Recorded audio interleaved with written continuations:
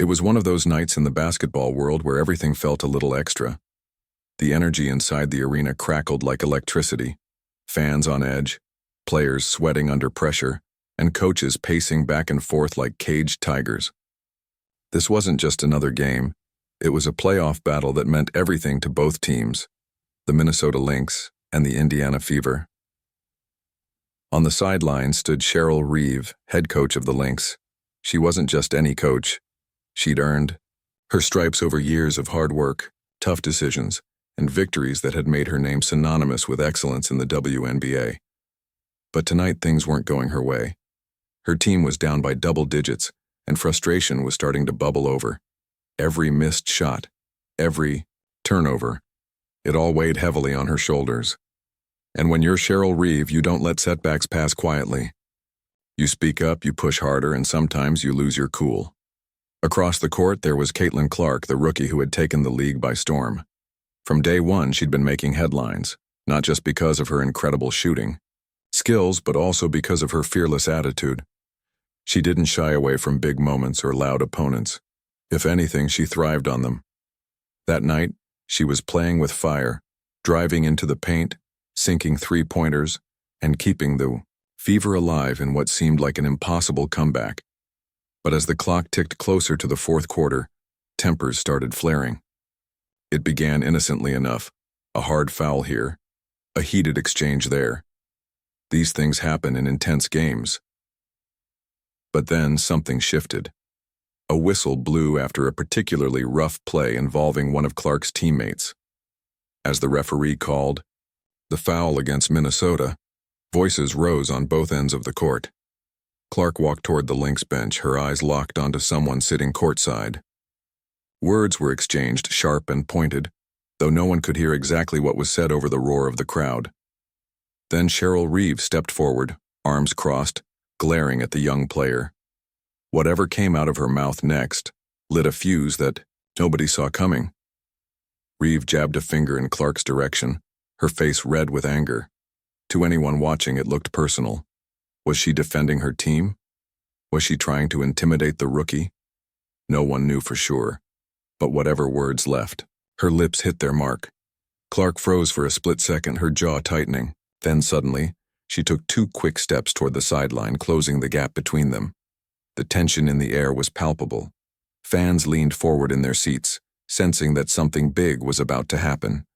Players glanced nervously at each other, unsure whether to step in or stay out of it.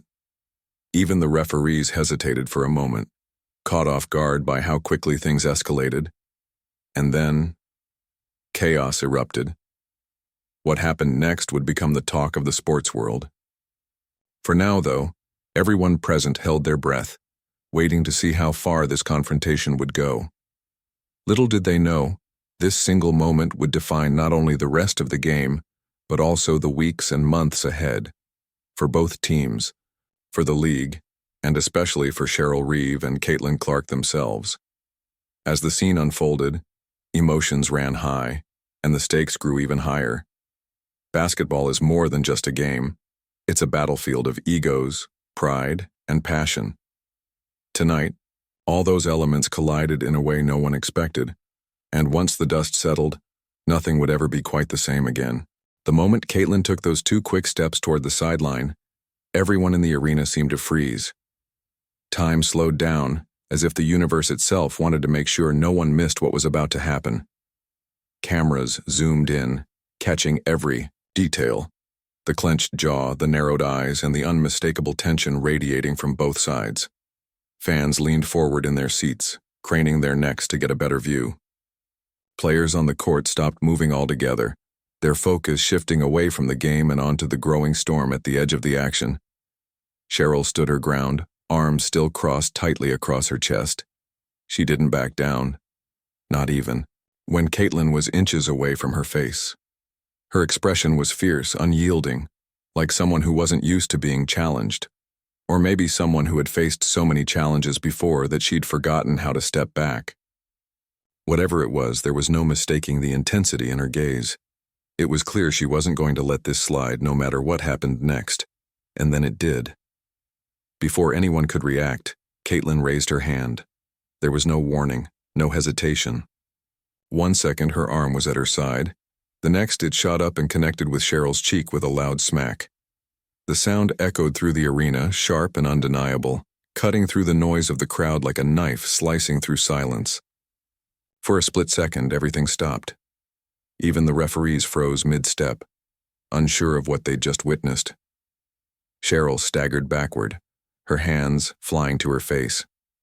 Shock registered on her features, wide eyes, parted lips, a look of disbelief that told the entire story without needing words. She touched her cheek gently, as if trying to confirm whether it had really happened or if she was dreaming. Then panic set in. Her breaths came faster, her body tensed, and for a brief moment, it looked like she might retaliate. Instead, she stumbled another step back, glancing around wildly as if searching for help or guidance or maybe just an explanation. The crowd erupted into chaos. Some people gasped audibly, others shouted in surprise, and a few even cheered, caught up in the drama unfolding right in front of them. Phones popped out everywhere, held high to capture the scene from every angle possible. Social media would explode within seconds, but for now, all anyone could do was watch in stunned silence. On the court, players scrambled to intervene. Teammates rushed over, pulling Caitlin away before she could say or do anything else. Coaches shouted instructions or maybe pleas to calm things down. Referees finally snapped out of their daze, blowing their whistles repeatedly as they moved between the two women, creating a physical barrier to prevent further escalation.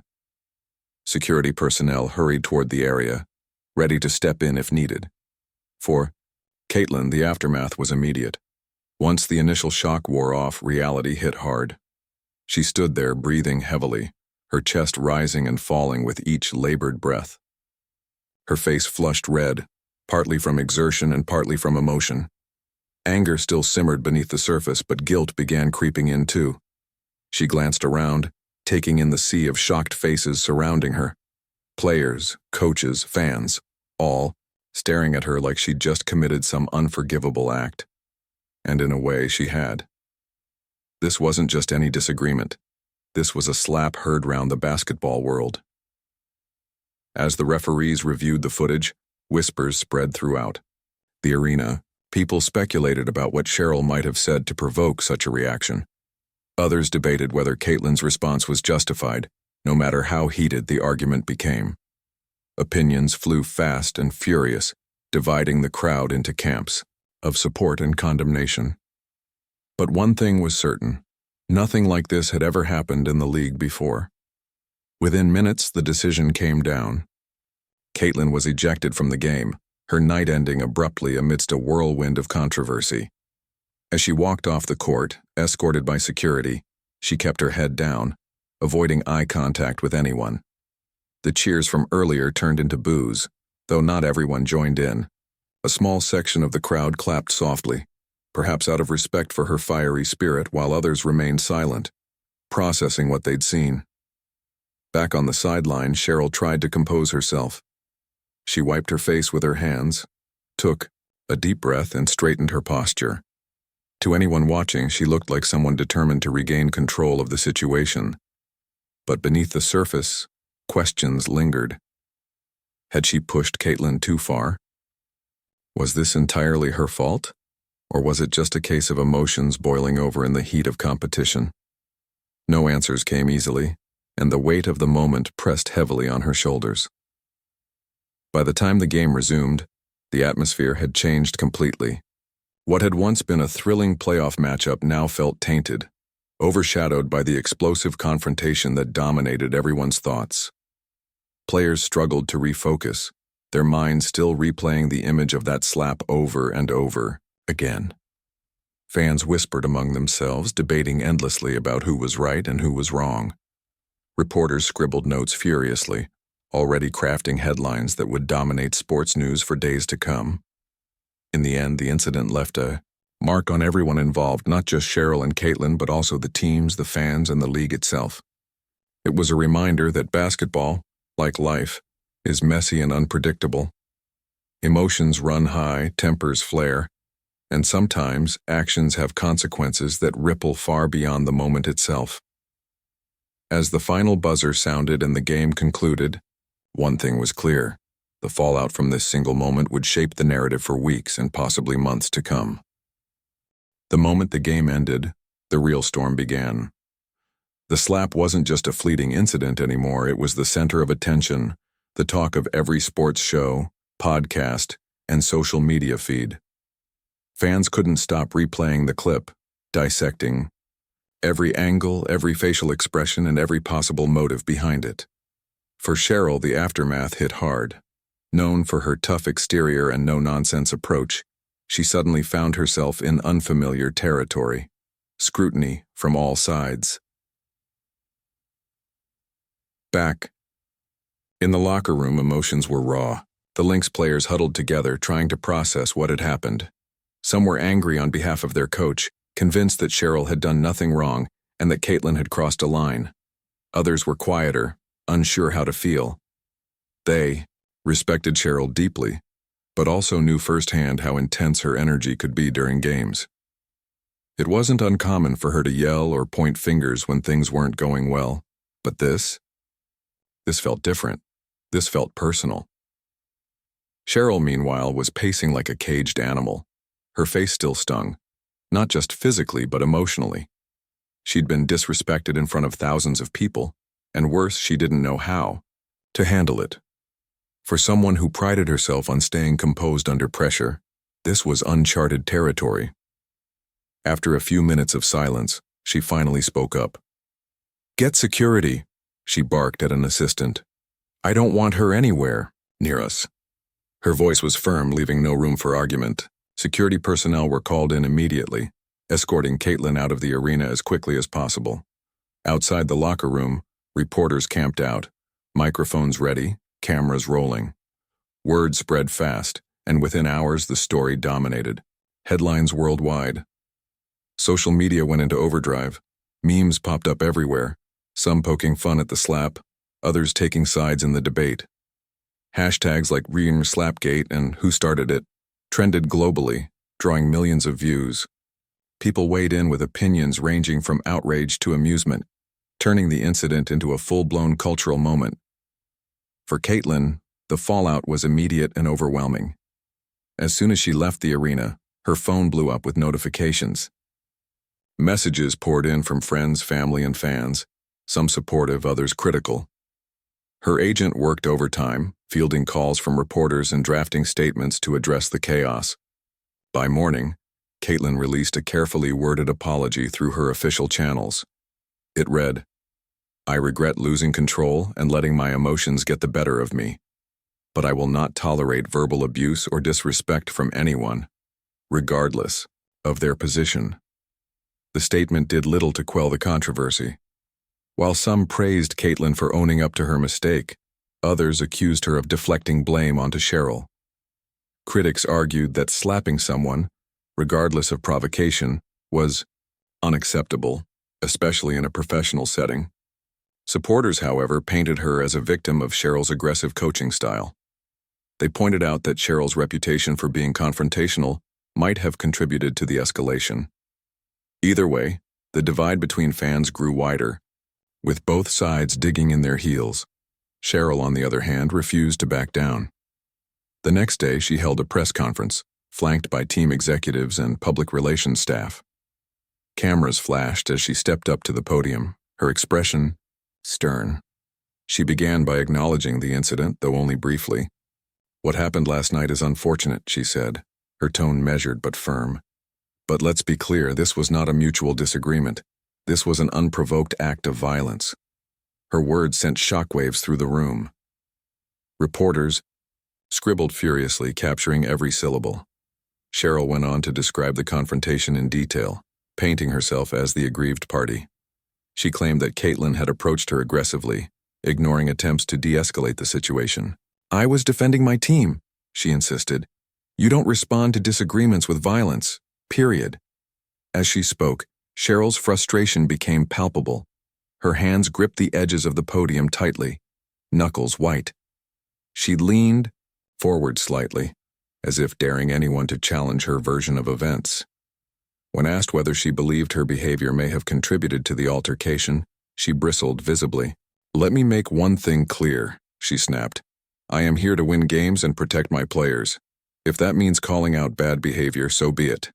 But I will not apologize for standing my ground." The press conference ended with more questions, then answers. Reporters pressed her on specifics. What exactly had she said to Caitlin? Why hadn't she walked away when tensions rose? Cheryl deflected most of these queries, redirecting focus back to the broader issue of sportsmanship. "This isn't about me," she concluded. "It's about setting an example for young athletes everywhere. You can disagree without resorting to violence." Despite her efforts to frame the narrative, Cheryl faced backlash online.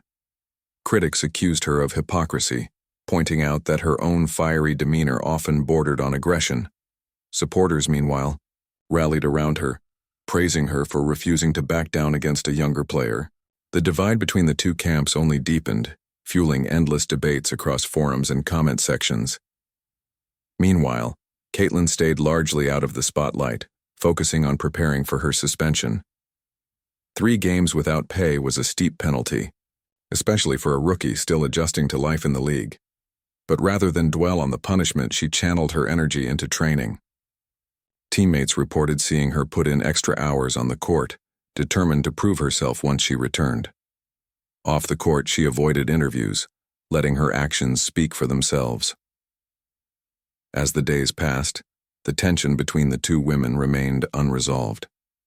Neither seemed willing to extend an olive branch, and the league found itself caught in the middle of a PR nightmare. Fans demanded answers, sponsors grew nervous, and executives scrambled to figure out how to move forward. Everyone knew this wasn't just about 2 individuals. It was about the future of the league and its reputation. In the end, the fallout served as a stark reminder of how quickly emotions can spiral out of control in high-pressure environments. What started as a heated exchange during a crucial game had snowballed into something much bigger, a clash of personalities, values, and egos that would take time to untangle. And while the immediate drama might fade, the ripple effects would linger, shaping relationships and perceptions for weeks and possibly months to come. The days following the slap were chaotic, to say the least. The entire basketball world was buzzing with opinions, theories, and endless debates. Everyone had something to say about what happened: the fans, the analysts, even casual viewers who didn't usually follow the sport closely. Social media feeds were flooded with memes, arguments, and hashtags dissecting every angle of the incident. It wasn't just a game anymore. It was a full-blown spectacle. For Cheryl, the pressure mounted. As someone who had built her career on discipline and leadership, she now faced questions about whether she'd overstepped her role. Critics accused her of being too confrontational, while supporters defended her as simply doing her job, protecting her team. But no matter where people stood, one thing was clear: the league needed answers. And fast. On the other side, Caitlin found herself in an equally difficult position. She was new to the league, still trying to carve out her place among seasoned veterans, and now she was at the center of one of the biggest controversies in recent memory. Her apology statement helped calm some nerves, but not everyone was satisfied. Some felt she was deflecting responsibility by pointing fingers at Cheryl, while others saw her as a young player pushed to her limits by an intimidating figure. The tension reached a boiling point when both women finally addressed the public directly. Caitlin chose to release a video message instead of holding a press conference. Sitting in front of a plain background, she spoke calmly but with visible emotion. "I want to start by saying I'm sorry," she began, looking straight into the camera. "What I did wasn't right. I lost control and I regret that deeply." She paused for a moment, collecting herself before continuing. "But I also want to be honest. Words matter. They can hurt just as much as actions sometimes. I don't think anyone should have to tolerate disrespect or verbal attacks, no matter how intense things get. That doesn't excuse what I did. I know that. But I hope people understand why I reacted the way I did." Her words resonated with many. Younger fans especially praised her for speaking openly about the pressures athletes face during games. For them, Caitlin represented the struggle of balancing passion with professionalism, a challenge they could relate to, even if they weren't professional athletes themselves. Others, however, remained skeptical, accusing her of playing the victim rather than taking full accountability. Cheryl's response came later that same day during another press conference. This time she seemed more composed, though there was still an edge to her voice. Dressed in her usual sharp suit, she walked up to the podium with purpose, her eyes scanning the room briefly before addressing the crowd. "Let me make one thing very clear," she said, her tone firm but measured. "I stand by everything I've said so far. What happened was unacceptable, and I won't back down from calling it out." She went on to explain her perspective in greater detail, describing the moments leading up to the altercation. According to her, Caitlin had approached aggressively, ignoring attempts to de-escalate the situation. "It's my job to defend my players," she emphasized. "If someone comes at me with hostility, I'm not going to step aside. That's not who I am." When asked about her own role in escalating the conflict, Cheryl hesitated for a split second before responding. "Look, we're all human," she admitted. "Emotions run high in these situations. But let's not confuse assertiveness with aggression. I didn't raise my hand. I didn't cross a line. And I refuse to apologize for standing up for myself and my team." Her comments sparked mixed reactions. Some applauded her for refusing to cave under pressure, seeing her as a strong leader unwilling to compromise her principles. Others criticized her for doubling down instead of acknowledging any part she might have played in the confrontation. Analysts debated endlessly, replaying clips of the incident and scrutinizing every word exchanged between the two women. Amidst all the noise, the league stepped in to take control of the narrative. Commissioner Kathy Engelbert released a statement addressing the incident, emphasizing the importance of maintaining professionalism and sportsmanship. "This is a teachable moment for all of us," she wrote. "We must remember that our actions reflect not only on ourselves but also on the league and the values we strive to uphold." Engelbert's words carried weight, signaling that disciplinary action was imminent. Behind closed doors, executives reviewed footage, interviewed witnesses, and consulted with legal teams to determine the appropriate course of action. The decision wouldn't come lightly. It needed to balance accountability with fairness, ensuring neither party felt unfairly targeted.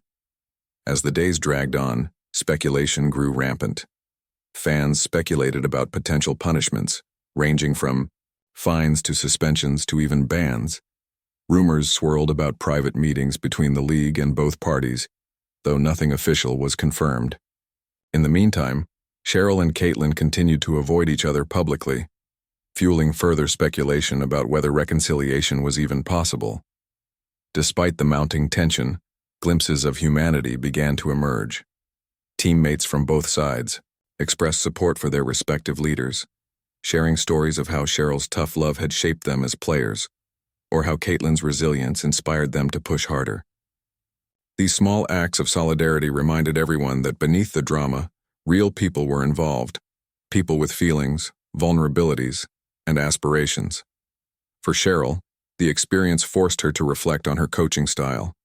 While she remained steadfast in her belief that she hadn't done anything wrong, she couldn't ignore the criticism directed at her methods. Late at night, after hours spent strategizing for upcoming games, she'd sit alone in her office, replaying the incident in her mind. Was she too harsh? Could she have handled things differently? These questions lingered, unanswered but impossible to ignore. Caitlin, meanwhile, focused on channeling her frustration into growth. During her suspension, she dedicated herself to training harder than ever, determined to prove that this setback wouldn't define her career. Coaches noticed her renewed intensity, and teammates admired her determination to rise above the controversy. Off the court, she kept a low profile, avoiding interviews and letting her work speak for itself. By the end of the week, the league announced its ruling. Caitlin would serve a 3-game suspension without pay, while Cheryl received a hefty fine for her role in escalating the situation.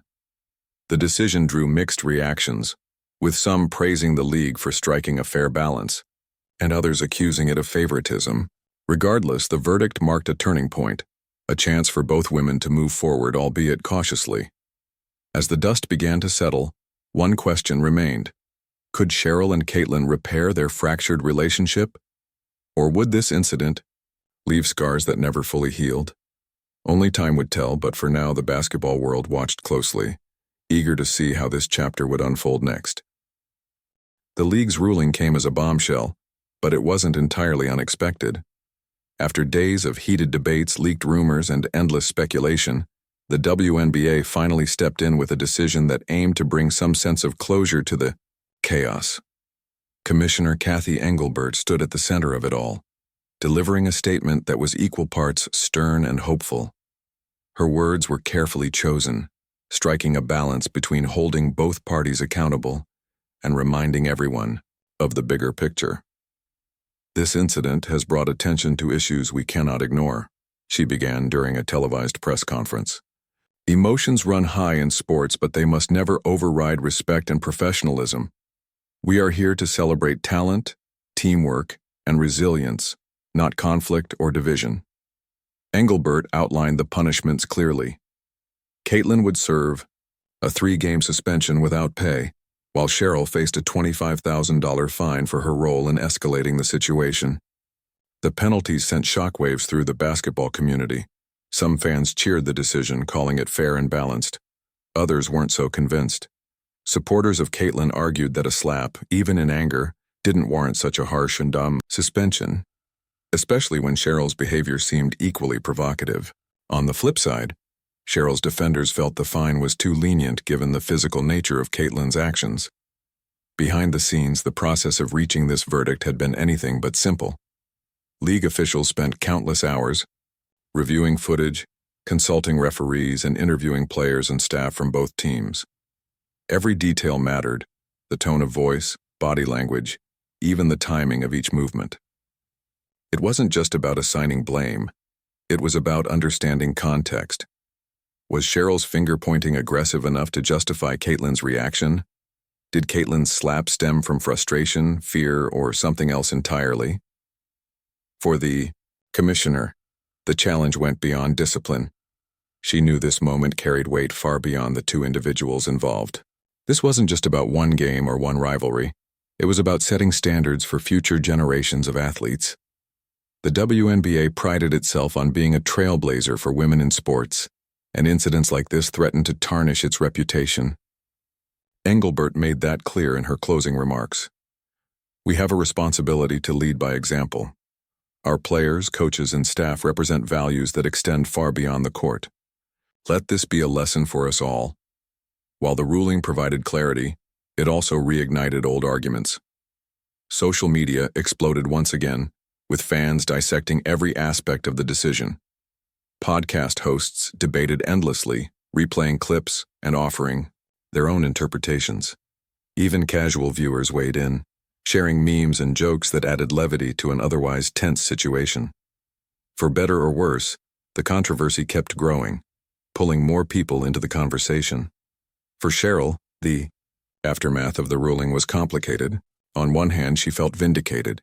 The league hadn't labeled her behavior as outright wrong, and the fine, though hefty, was manageable. But on the other hand, she couldn't shake the feeling that her reputation had taken a hit. For years, she'd been seen as a no-nonsense leader who got results, but now some critics painted her as overly confrontational. That characterization stung, not because it was entirely false, but because it oversimplified who she was as a person. Late at night, Cheryl found herself replaying the incident over and over in her mind. She thought about the things she'd said, the way she'd pointed her finger, the look on Caitlin's face just before the slap. Had she pushed too hard? Was there another way to handle the situation? These questions haunted her, not because she doubted her intentions, but because she realized how much impact her actions could have. Being a coach wasn't just about winning games, it was about shaping lives. And if her methods alienated young players instead of inspiring them, then maybe it was time to rethink her approach. Caitlin, meanwhile, faced her own reckoning. Serving a 3-game suspension meant sitting on the sidelines while her team fought, without her. Watching from the bench was agonizing, especially since she knew her teammates needed her most during those critical playoff matches. But Caitlin refused to let bitterness consume her. Instead, she used the downtime to reflect on what had happened and why. She spent hours working with her agent, discussing ways to rebuild trust with fans and the league. They crafted a plan focused on accountability and growth, emphasizing humility and maturity moving forward. Off the court, Caitlin leaned on her family and close friends for support. Their encouragement reminded her that mistakes don't define a person. It's how you respond to them that truly matters. During practice sessions, Caitlin poured her energy into improving her game. Coaches noticed a shift in her demeanor. She was quieter, more focused, and determined to prove herself not just as a player but as a professional. When asked about the incident, she kept her responses brief and respectful. "I'm learning from this," she told reporters after her suspension ended. "Everyone makes mistakes, but I'm committed to doing better." As the weeks passed, tensions between Cheryl and Caitlin began to ease, at least outwardly. Neither woman publicly addressed the other, but subtle gestures hinted at progress. During a post-game handshake line, Cheryl nodded briefly in Caitlin's direction, a small acknowledgement that spoke volumes. Caitlin responded with a polite smile, signaling a willingness to move past the animosity. Still, whispers lingered among fans and analysts. Would their relationship ever fully recover? Could they coexist peacefully in a league where rivalries often turned personal? Only time would tell, but one thing was certain. Both women seemed determined to rise above the drama and focus on what mattered most: their love for the game. The league, meanwhile, seized the opportunity to turn adversity into action. In the tide wake of the incident, executives launched initiatives aimed at fostering better communication and conflict resolution within teams. Workshops were organized, bringing together players and coaches to discuss ways to handle disagreements constructively. The goal was simple yet powerful: to ensure that moments like this didn't happen again, or at the very least, that they were handled differently next time. For many, the controversy served as a wake-up call. Basketball wasn't just about scoring points or securing wins. It was about building connections, showing respect, and growing together as a community. While the slap may have divided opinions, it also sparked important conversations about leadership, accountability, and the human side of sports. As the season progressed, the memory of that fateful night faded slightly, but never completely disappeared. Fans continued to reference it occasionally, either jokingly or seriously, depending on the context.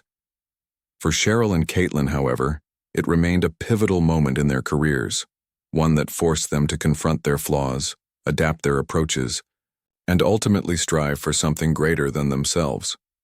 Though the scars of the incident would take time to heal, both women emerged stronger in their own ways. They learned valuable lessons about resilience, forgiveness, and the importance of leading by example. And as the basketball world watched closely, hoping for redemption and reconciliation, one truth became undeniable. Sometimes, the toughest challenges bring out the best in us, if we're willing to face them head-on. Weeks turned into months, and life in the basketball world began to settle back into its usual rhythm. The controversy that had once dominated headlines slowly faded, replaced by new stories, new rivalries, and new moments of triumph. But for Cheryl and Caitlin, the incident lingered, not as a source of bitterness, but as a turning point that shaped their journeys in ways neither could have predicted. For Caitlin, returning to the court after her suspension felt like stepping onto unfamiliar territory. The game hadn't changed, but she had. She carried herself differently now, more composed, more intentional. Her teammates noticed it immediately. "She's playing with purpose," one veteran player remarked during practice. "It's like she's got something to prove, not just to everyone else, but to herself." And she did. Caitlin poured every ounce of energy into her game, determined to show that she was more than the slap or the drama surrounding it. Her shooting became sharper, her defense tighter, and her leadership stronger. When reporters asked about her transformation, she didn't shy away from the question. "I learned a lot from what happened," she admitted candidly. "It wasn't easy, but sometimes you need those tough moments to grow." I'm trying to be better, not just as a player but as a person. Her efforts paid off. Fans who had once criticized her began to rally behind her, cheering louder with each three-pointer she sank or clutch play she made. Social media feeds filled with posts praising her resilience, calling her an inspiration for young athletes navigating their own challenges. Caitlin embraced the role, using her platform to speak out about accountability, perseverance, and the importance of learning from mistakes. In interviews, she often reminded people that no one is perfect, but growth starts when you acknowledge your flaws and work to improve. Cheryl, too, underwent a quiet evolution. The fine and the criticism she faced forced her to reflect deeply on her coaching style. Known for years as a fiery leader who demanded excellence, she realized that passion alone wasn't enough. Leadership required balance, a mix of toughness and empathy, discipline and understanding. It wasn't about changing who she was. It was about evolving how she connected with others. She started small, making subtle changes in the way she communicated with her players. Instead of yelling after missed plays, she pulled them aside for private conversations. She listened more, offering guidance instead of reprimands. During team meetings, she emphasized unity over individual egos, reminding everyone that success came from working together rather than tearing each other down. Players responded positively, appreciating her willingness to adapt while still holding them accountable. The shift didn't go unnoticed outside the locker room either. Analysts who had once labeled Cheryl as overly aggressive began to highlight her growth as a coach. "She's showing us a different side," one commentator noted during a broadcast. "It's not just about winning anymore. It's about building trust and fostering relationships." For Cheryl, this recognition meant more than any championship trophy ever could. It validated her decision to evolve, proving that even the strongest leaders can grow. Despite their separate paths, Cheryl and Caitlin eventually crossed again, at a charity event hosted by the WNBA Players Association. The gathering brought together players, coaches, and staff from across the league, all united by a shared mission to give back to the community. When they first saw each other across the crowded room, there was a brief moment of hesitation. Eyes locked, both unsure of how to approach the situation. But then Caitlin took a step forward, extending her hand. Cheryl hesitated for only a second, before accepting it. Their handshake was firm, accompanied by a nod of mutual respect. No words were exchanged publicly, but those who witnessed the interaction later described it as meaningful, a silent acknowledgement of progress and forgiveness. Behind closed doors, they reportedly spoke privately for several minutes. Details of their conversation remained confidential, but sources close to them hinted at a newfound understanding between the two. They weren't friends, necessarily, but they weren't enemies anymore either. Both recognized that their actions had consequences, and that moving forward meant letting go of past grievances. As the season drew to a close, fans couldn't help but notice a shift in the dynamic between the teams. Rivalries still burned bright, but they lacked the venomous edge that had defined earlier matchups.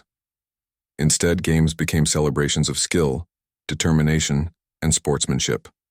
Players hugged after hard-fought battles, coaches exchanged smiles, and handshakes, and crowds cheered not just for winners, but for the spirit of competition itself. For the league, the incident served as a catalyst for change. Initiatives aimed at promoting communication and conflict resolution gained momentum, inspiring similar programs in other sports organizations. Young athletes watched closely, learning valuable lessons about handling pressure, owning mistakes, and finding common ground despite differences. In the end, the slap wasn't erased from memory. It couldn't be. But it became less about anger and more about growth. Cheryl and Caitlin proved that even the most explosive conflicts can lead to meaningful transformations if approached with humility and a desire to improve. Their story reminded everyone that basketball, like life, is messy and unpredictable. Mistakes happen, tempers flare, and emotions boil over. But so does redemption. As the final buzzer sounded on the championship game, fans stood to applaud, not just for the victors, but for the journey everyone had taken to get there. Cheryl, stood on the sidelines, arms crossed but smiling softly, proud of how far her team had come. Across the court, Caitlin grinned ear to ear, celebrating not just the win but the resilience it represented. Though their rivalry remained fierce, it was clear that something deeper had emerged from the chaos, a shared commitment to excellence, unity, and the love of the game. And as the crowd roared, filling the arena with cheers, it was impossible not to feel hopeful about the future, for Cheryl, for Caitlin, and for the league they both called home.